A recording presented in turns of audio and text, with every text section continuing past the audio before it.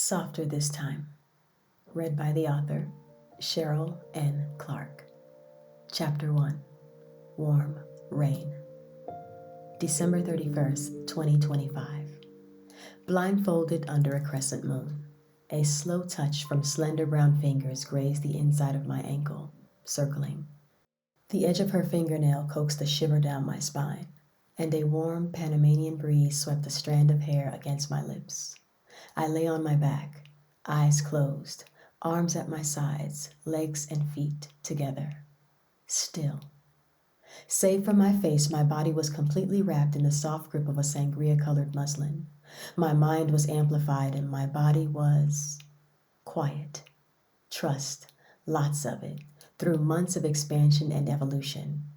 The bind was soft, but it held me tighter than any masked stranger's command ever could. I was encased in a protective womb. Heat from her skin passed to mine as she slowly glided her index finger down the ridge of my nose. Her touch enticed an open-mouthed breath out of me that landed in the palm of her hand. The muslin, warmed by my skin where it crossed my torso, carried a faint scent of hibiscus. "Remember to breathe," she whispered. I nodded. A big inhale. I was entranced by every moment of this. A year ago, my heart would be pounding with the thrill of who might be watching. Now, its slow, bass drum rhythm was only for me. I didn't feel like I had to perform or give anything.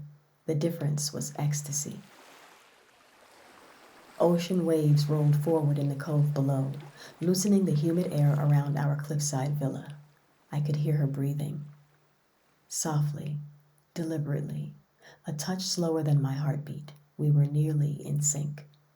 "Do you need any more water?" She checked in. "I'm fine," I whispered, tasting a bit of sea salt on my tongue. She'd checked in 3 times already. Water, pillow under my knees, the safe word I hadn't need to use.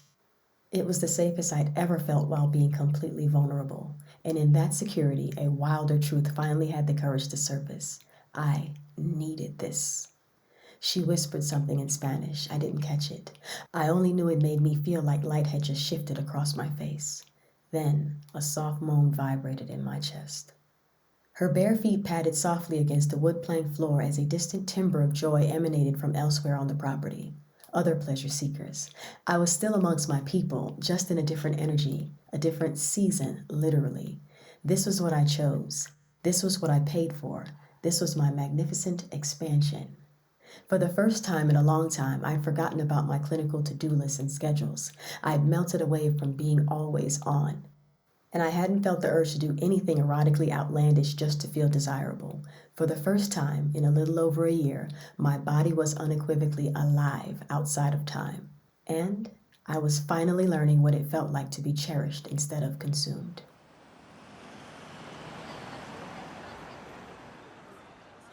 "6 months earlier.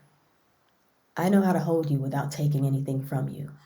That was the line that made me lean forward as I watched a micro-documentary on consensual touch. It made me narrow my eyebrows and put down my glass of wine. Who was she? And more importantly, could she teach me how to enjoy my body in deeper ways than I had imagined? She continued. "It got to the point where I realized too many of us inhabit our skin as tenants, not dwellers. We pay rent with function, forgetting the poetry of the place." She paused to gently run her hand across her neck and jawline. "We don't realize the immense pleasure possibilities in our being." I like the sound of that. "Yes, I offer private sessions," she answered the interviewer, "to create a space where women can get to know the sacred side of sexuality and to not feel guilt for their desires." The words seeped into me like warm rain. Fetlynne Cadet. I scribbled her name down on the back of a nearby paper scrap, knowing I had to research her the next day. Dignified, bold, majestic, Fetlynne captivated me in a way that made my half-eaten bag of pretzels and crumb-filled lap feel like a personal feeling. I need to be more mindful of my appearance, I thought. My friends had been telling me that for years. I continued watching as she conducted the conversation with her hands and smile, gold bracelets shimmering when the sun hit them. Fetlynne was draped in a white Ankara robe. Her bald head framed her face with breathtaking focus, and her cheekbones had just enough blush to look like sunset on bronze. Her brown eyes were strong enough to pull you under. The documentary was filmed in an old church. Fetlynne moved down a carpeted aisle inside the medley of stained glass light, talking about reclaiming touch from shame, about letting it be sacred by our own hands because we can sanctify touch without a saint. It's our birthright, she finished. The whole thing ended with her standing with her arms wide open near a decommissioned baptismal pool. Her words ricocheted off the walls and landed in my chest. I need to find her, I mouthed to myself as I clicked off the video. The visual of her adjacent to an empty stone basin meant for rebirth stuck with me for days, weeks. Fetlynne's movements were deliberate and elegant, unmistakable, unforgettable, echoing, especially her slow blinks and easy smile. Though I wanted to start digging immediately, I talked myself out of it. She might be too serious. Aren't your annual Halloween parties enough? What if this is just some overpriced wellness tourism bait? But I couldn't help myself. I Googled her at 2 a.m. 2 weeks later, my laptop balanced on a stack of unread veterinary journals. Mr. Pickles, my beloved French bulldog, grumbled at my feet for taking too long to give him his bedtime walk. But he'd have to wait just a little longer. I was on to something. Fetlynne's social media presence was light.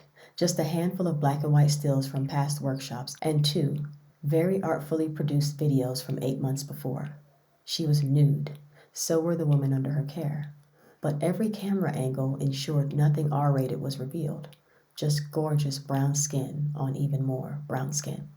I was intrigued. Fetlynne also had a newsletter and recurring article publications. I clicked through the archive, scrolling past essays on consent, on the physics of breath, on the geometry of touch, and the forces of energy and emotion. Sign up? I spoke aloud while not wasting any time subscribing. It took you too long to admit you want this, girl. Something different. Something meaningful. When the automated reply arrived, it was nothing more than a subject line and a single sentence. Welcome to bliss. Okay. And okay, Mr. Pickles, let's go out. I nudged the petulant pup with my foot before scooping him up for a cuddle. He snorted, such a dorky diva. Just like you. I chuckled at both of us. But on that Southwest Atlanta night, Fetlynne's lingering grace made me swap my wine-stained sweatshirt for a linen tunic I'd bought but never worn. 2 blocks in, however, the humidity had it clinging to me like a damp paper towel. Wrong choice. I made a mental note to look up breathable fabrics right after I finished researching sacred touch. Days later, I was stuck in after-school traffic, feeling my car's AC drying out my lips. Just as cars started moving again, my phone buzzed with an incoming video call.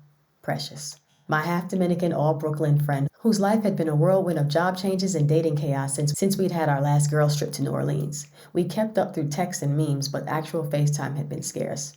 Angela! Hey, girl! She beamed. Hey, friend! You're in a great mood? Love the hair color. I glanced in my rearview mirror, then at the road, then at my phone screen. Her smile was contagious. Thank you. It was time for a change. Okay, now. She pivoted abruptly. Don't hate me, but... Her voice trailed off. What? Well, listen. I know a guy, an accountant who seems boring as fuck by day, but who's also a big freak at night. Very connected. He's also respectful. I vetted him. Precious nodded positively. The last time we'd been together was partially because she'd been burned by love and running from her own tears. He's chartering a 60-foot catamaran out of Miami for Halloween, she added. My eyebrows popped up. I hadn't even thought of Halloween yet, but instantly remembered the last 2 I'd experienced. Adventurous, hedonistic, mind-blowingly intense. It's a 4-night sensory drift with only 18 spots. Chef, mixologist, a DJ who only plays on vintage vinyl. Precious yapped. Miami? My mind jumped to our other friend, Jasmine, whom I hadn't laid eyes on since we shared a sexy cowboy. The memory still sent a warm shiver through me. Less about him, more about who I'd been bold enough to be that night. That I'd actually had a threesome with one of my fucking best friends. Me. Nerdy me. But we didn't get weird about it. Just moved on like schoolgirls taking a secret to the grave. I pressed down on my brakes as traffic stalled again.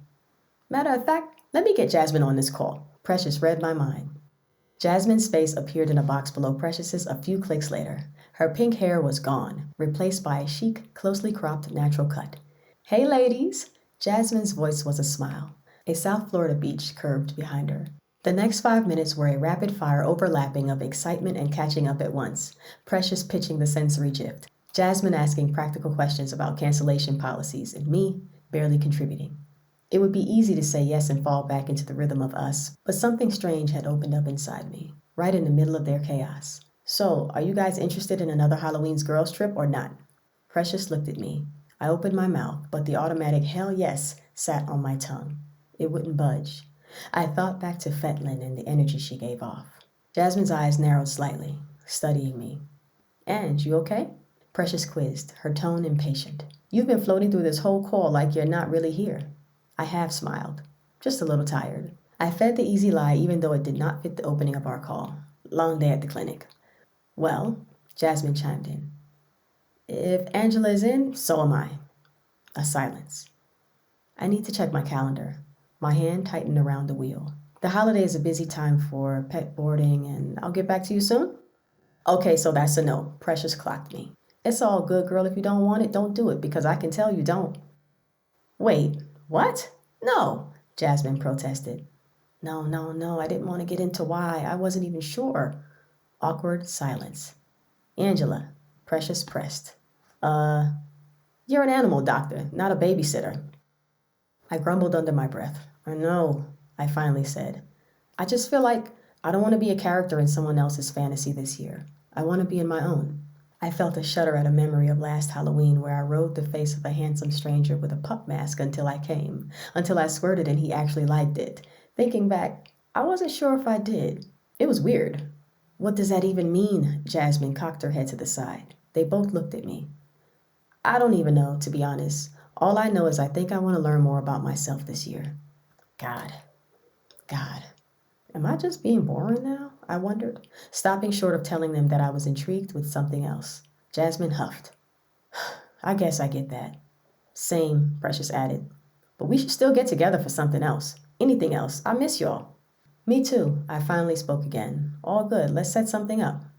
The call ended with promises to link up later that summer, either in New York, Atlanta, or Miami, if even just for a concert or a spa weekend. By the time I pulled into my driveway, I realized I had just said no to a fantasy to make room for an inquiry. I grabbed my laptop and went back to Fetlynne's newsletter archive, following a few links until I found it. Begin your journey. The path was clear, professional, and immediately intimidating. Step 1. A free 15-minute discovery call to check for synergies. Step 2. If one went well, was a 90-minute conversation to discuss boundaries, history, and intention, in person. The investment for this step alone was listed as $300, non-refundable. Step 3. A segue into sessions with names like pleasure mapping, sanctuary holding, and deeply penetrating somatic experiences. Whoa, I grumbled, rolling my neck as I took it all in. This was nothing like what I had been used to in this realm. It seemed so clinical, but in the most intimate way possible. To get to the bliss Fetlynne promised, I would have to walk into a room and use my voice and ask for it. There were no velvet ropes, costumes, or secret codes to get in, just a calendar link. I read it again, noting how it was all phrased in a language of gentle authority. I translated it in my head. Pay $300 to talk about your feelings, then, maybe later, pay more to let her touch you while you try not to do anything awkward or goofy. All one-on-one. The exclusivity was based on my own courage, I realized. My index finger hovered over the Book a Discovery Call button. To click it was to see if I had the right vibe to advance to the 90-minute conversation. Because that's what I wanted, I clicked, and I hoped she wouldn't call me back right away.